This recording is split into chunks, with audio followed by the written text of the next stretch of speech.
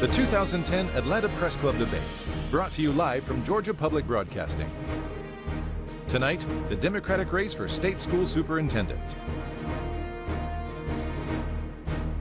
And hello, everybody. I'm Brad Means, anchor for WJBF News Channel 6 in Augusta, Georgia. A big welcome to all of our viewers at home. We appreciate you, and we appreciate those who've made it down to the studios to be part of our live audience for the 2010 primary election campaign debates. We are at the headquarters of GPB. Tonight's debate is organized by the good folks at the Atlanta Press Club. All right, let's meet the Democratic candidates now facing each other in Georgia's state school superintendent primary election. They are, in alphabetical order, Dr. Beth Farokhi. Dr. Farokhi is administrator in the College of Education at Georgia State University. Joe Martin's up next. Mr. Martin is a businessman. We appreciate you being here. And finally, Brian Westlake received a Juris Doctorate from Georgia State University and a Master of Public Administration from the Andrew Young School of Policy Studies. All right, let's run down the format for tonight's debate. In the first round, each candidate is going to answer a question from our three panelists. In the second round, the candidates will ask a question of one of their opponents. Each candidate will have time for rebuttal if it's needed in this round. And in the third round, the panelists will continue questioning the candidates. And when we run out of time in that round, each candidate's going to get 30 seconds to make a closing statement. Before we begin, let's meet our three panelists selected by the Atlanta Press Club. We're glad they're all here with us tonight. Up first, Donna Lowry. Donna covers the education beat for WXIA TV right here in Atlanta, Georgia. Donna, thanks so much. Preston Sparks, education editor for the Augusta Chronicle, writes a column there and covers all of the education stories in Georgia's second largest city. Finally, Kristina Torres. Kristina is a staff reporter in Georgia's largest city for the Atlanta Journal-Constitution. Thanks to the AJC for letting you be here tonight. All right, let's get started with the debate. In the first round, each candidate, again, is going to be asked a question by one of our panelists. The candidates then have 60 seconds to answer. And as moderator, I get to determine if a rebuttal is necessary by random selection. Beth Farokhi is going to get the first question from you, Donna Lowry. Dr. Farokhi, economists predict that Georgia's tax revenues will continue to lag and that they possibly won't reach pre-recession levels until 2014. Now, how would you handle requests to further cut the budget in light of what we've already seen, massive layoffs, larger classrooms, cuts to various programs in Georgia schools that they've already suffered? I'm very concerned with the budget cuts that we've already had taken out on our education system. It's all about priorities, and where we put our value in education should be the #1 issue and should be the #1 priority. We need to make sure that, that our teachers are not furloughed, that our children do not lose their opportunity for an education. So we need to be looking at ways that our legislature can look at other components to bring in the money that's needed drastically for education. It's important to understand that other states had strong leadership that did not cut our budgets in education, and yet Georgia chose to take it out on our children. So I hope that we can move forward in Georgia without further cuts to our education system.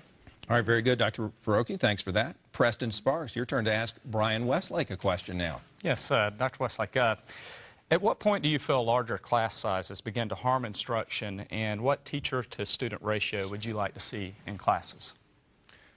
Well, I think given the funding difficulties that we're facing, I think it's extremely important to look at the research, and it's clear that we need to focus on the smaller class sizes and the lower grades. The research is solid here. The Atlanta Federal Reserve Bank president, Dennis Lockhart, goes around the country talking about the importance of investing in early childhood education. Years ago, we were a nation's leader in doing that and putting money into early childhood education. We need to return to that. So clearly, I think we need to focus on the early grades. That's where the biggest bang for the buck there. I'll tell you what, I love the class size question. It's such an issue on a lot of people's minds in Georgia. And Joe Martin, I want to give you a chance to talk about class sizes for a half minute and your thoughts on that. Okay. Well, actually, we have a double problem. We're expanding class sizes and shortening the school year. I've never seen it this difficult to provide the education that our youngsters need. So we have the challenge, one, to make sure that we communicate the needs of our schools to the governor, to the legislature, to the general public, And that takes a school superintendent who understands the formula, understands the budget. It also requires some business skills in making the best use of the money that we do have. All right, thanks a lot. Dr. Farokhi, class sizes, your thoughts on that? Okay. We don't lower standards just because we have a budget cut. We all know the importance of a small teacher-student ratio. It's been proven over and over again that most effective learning takes place between a child and a teacher, and the fewer number of students within that classroom impact the time that the teacher has to engage the student. It's very important that we value what is known to work. Early childhood, it is critical, but it's also critical in the middle school and in the high school levels as well. We need opportunities for our children who are challenged, that are not... Yes, ma'am.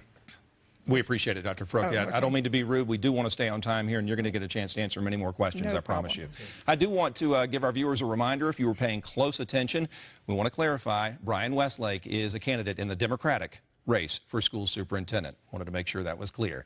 Kristina Torres from the Atlanta Journal-Constitution, you have the final question in this round, and it's going to go to Joe Martin. Good evening, Mr. Martin. Georgia school board members are expected in the next month to adopt common national standards in English, language arts, and mathematics. Those standards have received support from, among others, the College Board, the National PTA, and Bill Gates. As a businessman, do you support using common standards? How so? And do you also support a move towards common tests as well? Let me say, as a person who is dedicated to education, as well as having been in business, that we need the Common Core state standards. That will give the opportunity for a level playing field as students move across the country. It's also a way for us to raise the expectations of all students. Basically, our Georgia performance standards, which I've also supported, are pretty much in keeping with what the Common Core state standards are expected to be. But we need to make sure that we implement them properly. The problems we've had in the new math curriculum is a classic example of dumping something on our schools without having adequate preparation. Our teachers were expected to transform their whole method of teaching mathematics without the training that they need to do a good job. So what we need are high standards plus the support to our teachers to implement those standards. All right, thanks a lot, Mr. Martin. And that is going to wrap up round one. It is now time to move into the phase where the candidates get to question their opponents. Candidates, you'll get to ask one of your opponents a question. You have 30 seconds to pose it, 60 seconds to respond to that question, and then 30 seconds for a rebuttal. And by random selection, Richard Woods is going to ask check that. By random selection, Dr. Beth Farokhi, you get to ask the first question. Dr. Farokhi. The question goes to Mr. Martin. Given your long-term service on the Atlanta School Board, at a time when the schools were underperforming and never having been a teacher in a K-12 school classroom, nor involved in developing curriculum, and as a career in real estate, what are 3 things that uniquely qualify you for the position of state school superintendent? Oh my goodness, there are so many different subparts to that question, but let me try to deal with it. One, I'm proud of my service on the Atlanta Board of Education. We faced some really tough challenges, and we dealt with them in a responsible way. Yes, I've been in business, but my life has been dedicated to education. I've served on 3 state commissions that have advanced education in Georgia, and for the last 6 years, I've headed a statewide organization that is working to improve all of the schools around Georgia. As to what are my 3 qualifications, I guess it would be commitment, it would be experience, and it would be know-how. That's the best I can do in the 1 minute that's available. All right, Brian Westlake, you're going to get the next question. By the way, my apologies. Richard Woods was probably driving home from GPB and got a chill and doesn't know why he was here when the Republicans were taking part in our debate a few minutes ago. All right, Brian Westlake, you get to choose an opponent and ask a question. Go ahead. Okay, Mr. Martin, Okay. do you think having never been a teacher and having lost this race twice already will be a liability for Democrats in November? Oh my goodness, that's another multiple question. Let me deal with both parts of that. We first need to understand what is the job of the state school superintendent. We're not electing the best teacher. We're electing the person who can be the best advocate for educators, for parents, and for students. As to my past political career, I am the poor soul who lost to Linda Shrinko some time ago, and education in Georgia would have been much different had I been elected. I got in this race because there are critical needs. I believe I had the experience to face those needs, and I'm glad to have the opportunity to serve. I want to continue the work I've been doing, and I felt as though being state school superintendent is the vehicle to make those changes. All right, Brian Westlake, your time for rebuttal, and I want to remind our viewers, Dr. Farokhi, I will give you a chance to comment on Joe Martin's answer to your question. I want to make sure we don't shortchange anybody here, but the questions are about Mr. Martin's experience in the early going of this round. And Mr. Westlake, Dr. Westlake, your thoughts on Mr. Martin's response? Well, I think we clearly need somebody who knows exactly what it's like to be in the classroom under No Child Left Behind. And recent experience has shown that policy that has been made from a top-down model without having significant input from teachers and parents who saw coming the problems with focusing on standardized tests is not going to lead us in the right direction. All right, and Dr. Farokhi, your comments on Mr. Martin's response to your question, and my apologies to you for moving on earlier. Well, Mr. Martin, you indicated that you have not had classroom experience nor curriculum development experience, yet one of the major roles of the state school superintendent is to work with the State Board of Education in implementing curriculum and policy. So explain, please, how that you can make those decisions and work with our teachers in implementing that curriculum without that background. I didn't say that I haven't been involved in teaching. I am not a certificated teacher in Georgia according to our particular standards. I've been involved in teaching all my life.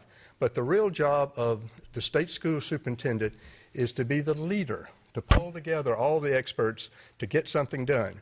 And so what I want to do as state school superintendent is to provide that leadership. And if the question of whether I'm a teacher or not is an active issue, the Georgia Association of Educators has chosen in its wisdom to endorse me as its candidate in this race. All right, thanks a lot. And Joe Martin, you get to take a break from doing the answering and you get to do the asking now. Choose an opponent and ask them a question, please, sir. Okay, I might be more complimentary in my questions. Beth, let me ask you about something that you've been saying, which I think is very wise. You've said that we need to do away with the current tests that are causing so much difficulty. I agree with you that we're placing far too much emphasis on standardized tests, but I wonder how you would go about meeting the federal requirements that do exist and how you would measure the student progress so that we can keep track of how our students are doing. Okay. The No Child Left Behind Act requires every state to assess student achievement. It did not say what test to use nor what type of assessment to use. North Carolina is the only state that put into a growth model which measures where a child begins and where they end within a year's time. Our current CRCT test only measures at one point in time. The undue pressures that are going on in our classrooms today is detrimental to the learning that's taking place. Teachers are teaching to the test. Parents are concerned about their children. Children are undue test anxiety. It needs to be revamped and relooked at with better testing that looks at how we do compared to a growth model and across the country and how we implement assessment for all of our students. All right, Joe Martin, we're going to give you 30 seconds for rebuttal on that, please, sir. Well, you know, I fully agree that we're overemphasizing tests. We're depriving our students of the joy of learning and those precious moments when a student and a teacher connect. So I agree with everything you've said. I simply point out, though, that we do have some requirements that we have to meet, and it's not just as simple as throwing out all the tests. And we also have a responsibility to keep track of how our students are doing year to year. All right, thanks a lot, Joe Martin. And that wraps up our second round of questioning. If you're just joining us, we hope you're enjoying this program. It's the debate among the candidates for Georgia's state school superintendent in the Democratic primary. And it's time for round three. We're going to go back to our panel of journalists. They get to ask questions of the candidate of his or her choice. Candidates, you're going to get 1 minute to respond. And as moderator, I'll determine if an opposing candidate gets 30 seconds for rebuttal. We begin this round with a question from Donna Lowry. Donna? All right, Mr. Westlake, I want to talk about graduation rates and the fact that we've seen an improvement in graduation rates in the state, but graduation coaches are being cut, and there's the feeling that we may see a decline. What are your thoughts on that? Well, I think an extremely important part of lowering the raising the graduation rate, the failure rate, lowering the failure rate is actually listening to what educators have been saying for quite some time. We've, as I said before, we've had a top-down style of policy making that has not had a lot of input from people who are in the classroom. And one of the problems that we've had is we've moved to a one-size-fits-all model in which we're pushing everybody to a traditional four-year college route. We need strong vocational, technical curriculum. This is something that educators have been saying for quite some time. This is something that parents have been saying for quite some time. And we need an approach that values educators and their input and parents and their input. We need to stop this top-down style of management that comes from political insiders and failed administrators, and we need to provide a bottom-up style that empowers teachers and parents in the creation of policy. All right, Brian Westlake, thanks for that. Preston Sparks from the Augusta Chronicle, your turn to ask a question. Okay, this one's for Ms. Farokhi. Governor Sonny Perdue's office recently stated that if state revenues don't pick up, local school districts could see another state funding cut by mid-fiscal year.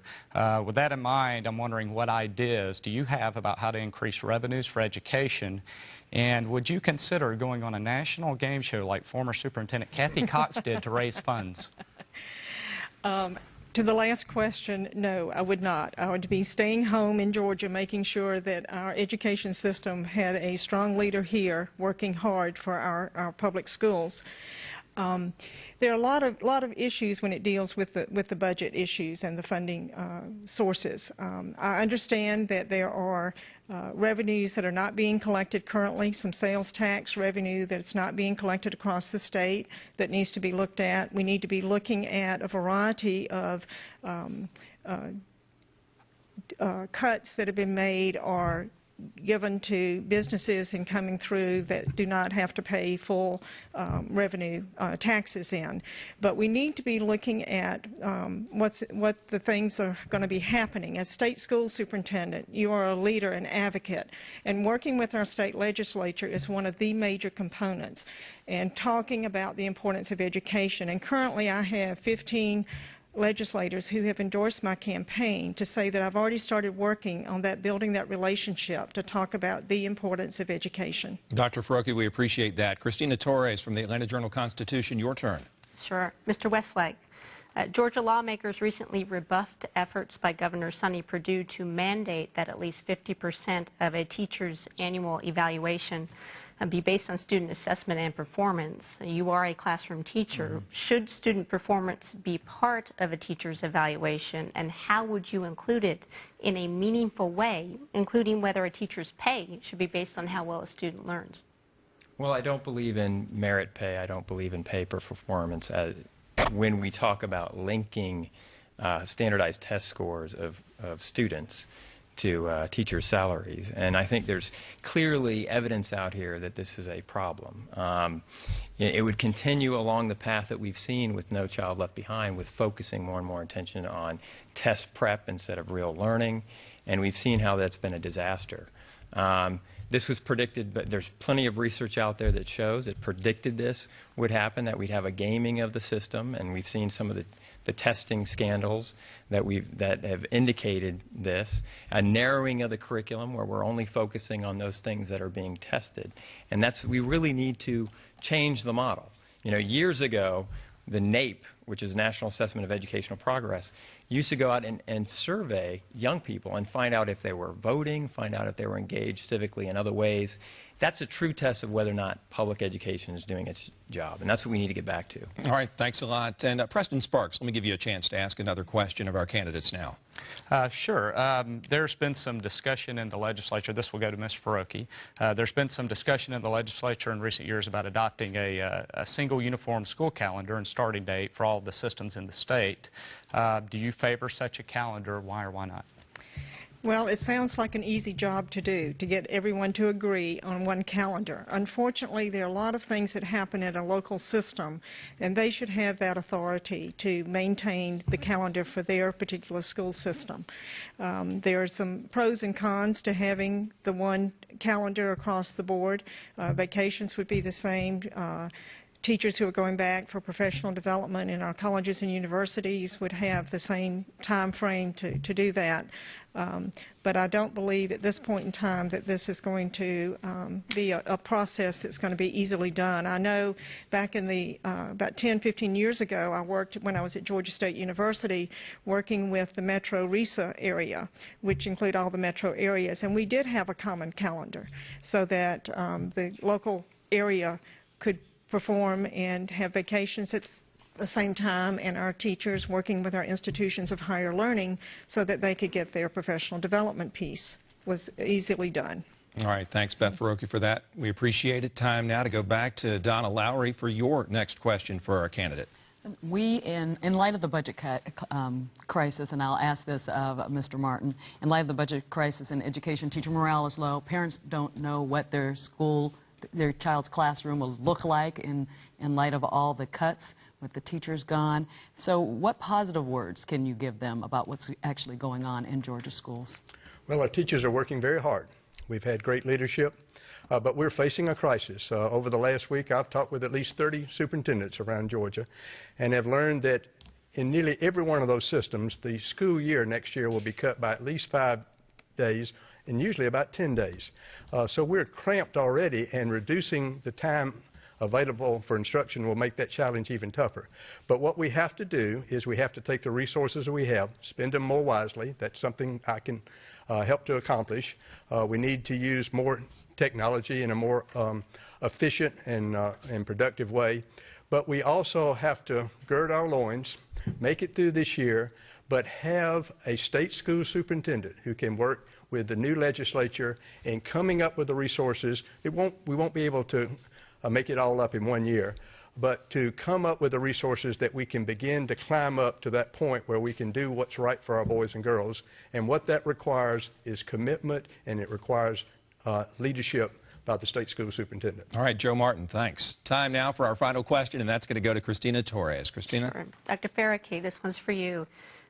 Within the past 2 years, investigations by the Atlanta Journal-Constitution and subsequent state audits have found cheating by educators on state tests.